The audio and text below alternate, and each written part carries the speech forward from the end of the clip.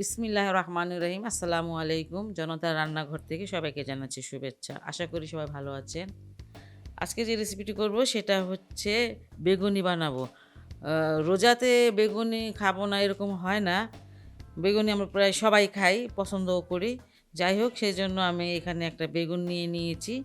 এই যে খুব পাতলা, পাতলা করে কেটে নিয়েছি। অনেকক্ষণ আগে কেটেছি অবশ্য, রেসিপিটা করতে দেরি হয়ে গেল। এজন্য একটু কালো হয়ে গেছে। একদম আবাতি বেগুন ছিল, সুন্দর একটা বেগুন ছিল। যাই হোক এখানে আমি একটুখানি লবণ দিয়ে দিব। একটু লবণ আর একটু মরিচ দিয়ে দিলে হয় কি ভিতরটা একটু লবণ, লবণ হয়, ভালো লাগে খেতে।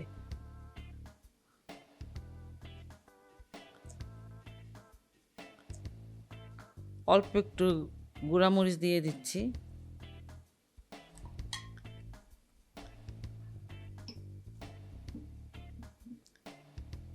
বাজারে যেগুলো বানায় সেগুলো আসলে বেগুনি খুঁজে পাওয়া যায় না, এত পাতলা করে দেয়।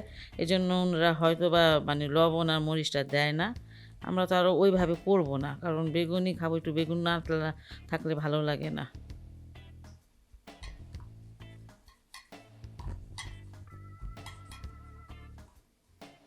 বাস হয়ে গেছে, এটা আমি এক সাইডে তুলে রাখতেছি।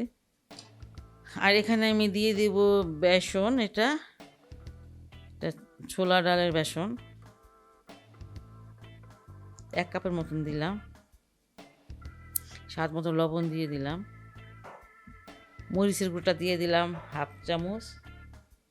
ধনিয়ার গুঁড়া 1/4 চামচ থেকেও কম, 1 চিমটি দিলাম। হলুদের গুঁড়াটা 1/4 চামচ থেকে কম, মশলা একটু কম কমই দিব। এখানে সে জিরার গুঁড়া সেটাও দিয়ে দিচ্ছি 1/4 চামচের মতন। আর এখানে চাট মশলা এটা 1/2 চামচ আছে। এগুলো সব ভালো করে মেখে নিই। বেসন অনেক সময় দলা দলা থাকে, এগুলো একদম ভেঙে নেবেন সুন্দরভাবে।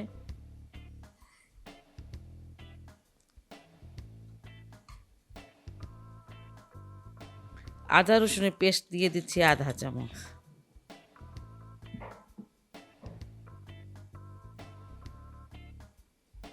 একটু একটু পানি দিব। বেশি পানি একসাথে দিতে যাবেন না, তাহলে এমন দলা দলা হয়ে যাবে।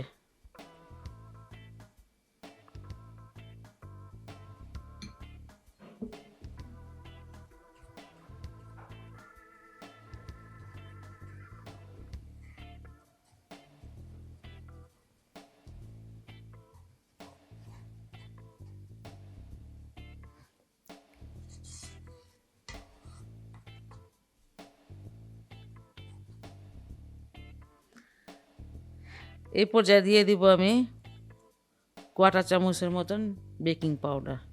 অল্প দিব, এটাতে দিলে হয় কি এটা মানে নরমও হয় আর খুব সুন্দর ফুলে।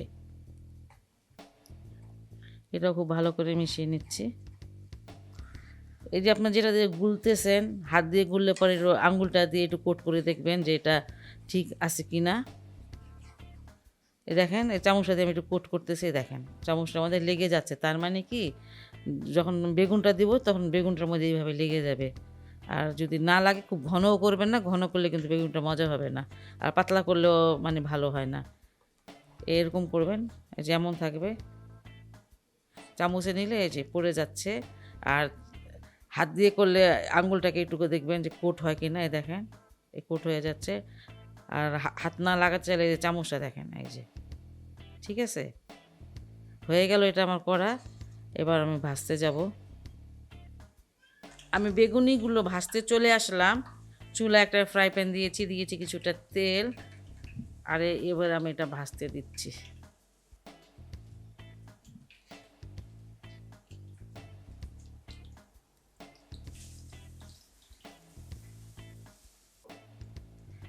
একটা সাইড আমার মনে হচ্ছে হয়ে গেছে, আমি এখন একটু উল্টিয়ে দিব।